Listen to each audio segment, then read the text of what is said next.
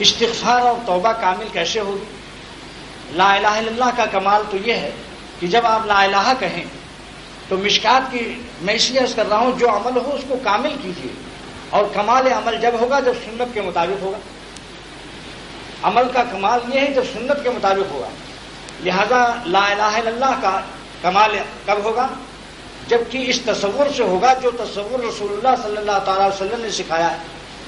مشکات کتاب حدیث کی مشہور ہے، اس میں سرور عالم صلی اللہ تعالی وسلم ارشاد فرماتے ہیں کہ اے لوگوں، تمہاری لا الہ الا اللہ میں اور اللہ تعالیٰ میں کوئی پردہ نہیں ہے. لا الہ الا اللہ لیس لہا حجاب دون اللہ.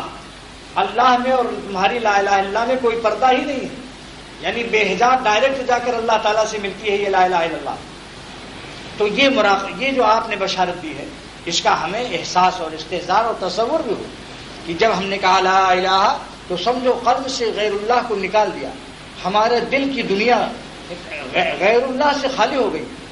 جیسے خواجہ صاحب رحمۃ اللہ علیہ حضرت تھانوی کے اکابر خلفاء میں سے ہیں، وہ جب ذکر کرتے تھے 24,000 دفعے اللہ اللہ کرتے تھے، درمیان میں 3 شعر پڑھا کرتے تھے، جس کو مفتی محمد حسن امرتسری جامعہ اشرفیہ لاہور کے بانی حضرت تقی الامت کے خلیفہ وہ لکھتے ہیں ان کے حالات میں خواجہ صاحب کے کہ خواجہ صاحب جب اللہ اللہ کرتے تھے 24,000 دفعے.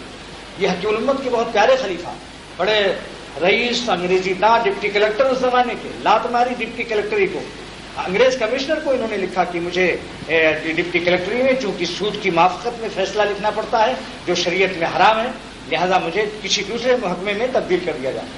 کمشنر نے کہا خواجہ صاحب اس پوسٹ کے لیے تو ہندوستانی میرے بوٹ کی پالش کرتے ہیں، آپ اتنی بڑی زبردست پوسٹ کو چھوڑ رہے ہیں.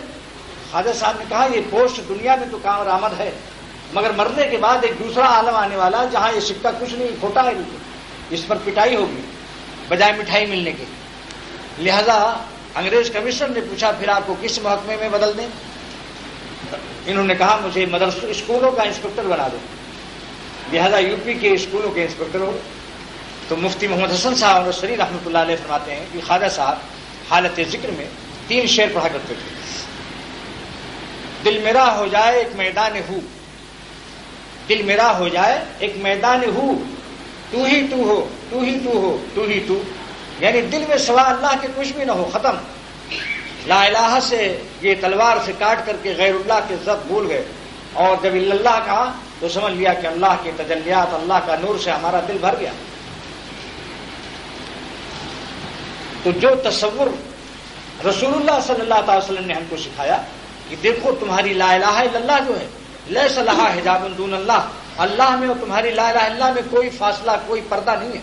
تو تصور کرو کہ ہماری لا الہ الا اللہ 7 آسمان کو پار کر کے اللہ تعالیٰ کی ذات سے جا کر ملاقات کرتی ہے.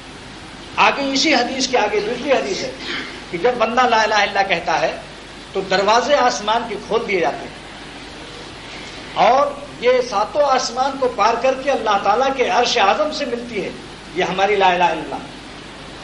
اور حضرت موسیٰ علیہ السلام نے جب عرض کیا تھا کہ اللہ مجھے کوئی خاص وظیفہ بتا دو، تو اللہ تعالیٰ نے فرمایا موسیٰ لا الہ الا اللہ پڑھ لیا. عرض کیا اللہ تو آپ سبھی نبی کو دیتے ہیں، ہر نبی کے پہلے لا الہ الا اللہ لگا ہوا، لا الہ الا اللہ موسیٰ کلیم اللہ، لا الہ الا اللہ ابراہیم خلیل اللہ. یہ ہماری کیا خصوصیت ہوئی؟ اللہ تعالیٰ نے فرمایا کہ اے موسیٰ علیہ الصلوۃ والسلام، آپ کو معلوم ہونا چاہیے کہ لا الہ الا اللہ اتنا قیمتی وظیفہ ہے کہ اگر 7 آسمان اور 7 آسمان پر بسنے والی مخلوق اور 7 زمین یہ سب کے سب کسی ترازو کے ایک پلے پر رکھ دیے جائیں اور ایک پلے پر ہماری لا الہ الا اللہ رکھ دی جائے، اور اس میں لا الہ الا اللہ نہ ہو، اگر اس میں بھی لا الہ الا اللہ ہے تو بڑھ ہی جائے گا وہ بھی، اس پر لا الہ الا اللہ نہ ہو تو ہماری لا الہ الا اللہ کا وزن 7 آسمان سے زیادہ، 7 آسمان کے رہنے والوں سے زیادہ، 7 زمین سے زیادہ وزنی ہوگا. تو سوچئے آج ہم کہتے ہیں سلطنت، ہفت اقلیم کی سلطنت سے بڑھ کر سلطنت ملتی ہے جب بندہ لا الہ الا اللہ کہے. اس تصور سے جس کو حاجی امداد اللہ صاحب رحمۃ اللہ علیہ شیخ العرب والعجم اپنی کتاب ضیاء القلوب میں لکھتے ہیں کہ جب لا الہ کہو تو سمجھ لو لا قلب سے نکلی اور 7 آسمان پار کرتی ہوئی اللہ سے ملی، اور وہاں سے اللہ کو لے کر آئی. اللہ جب کہو تو سمجھ لو اللہ کا نور خاص ہمارے قلب میں آ گیا اور دل میں اجالا ہو گیا. یہ ہے اصلی اجالا، اور ایک ہے نئی روشنی کا اجالا. یہ تو اصلی اجالا ہے، ایک نئی روشنی بھی چلی ہوئی ہے. نئی روشنی کیا ہے؟ مغرب سے آئی ہے، مدینے سے نہیں آئی ہے، اتباع سنت سے اس کا تعلق نہیں. اس میں یہ ہے کہ جناب باہر کا ٹھاٹ باٹ ہو، نماز ہو یا نہ ہو، پتلون شاندار ہو، استری اس پر شاندار ہو.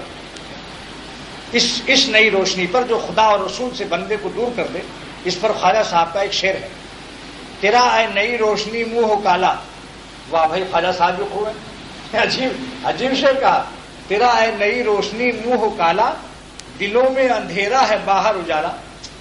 شاندار کریم اور پاؤڈر لگے ہوئے، ایم ایکس بھی لگا ہوا ہے، اور دل میں دوسروں کے مال لوٹنے کا، ڈھاکہ مارنے کا، قتل کی اسکیم بنا رہے ہیں.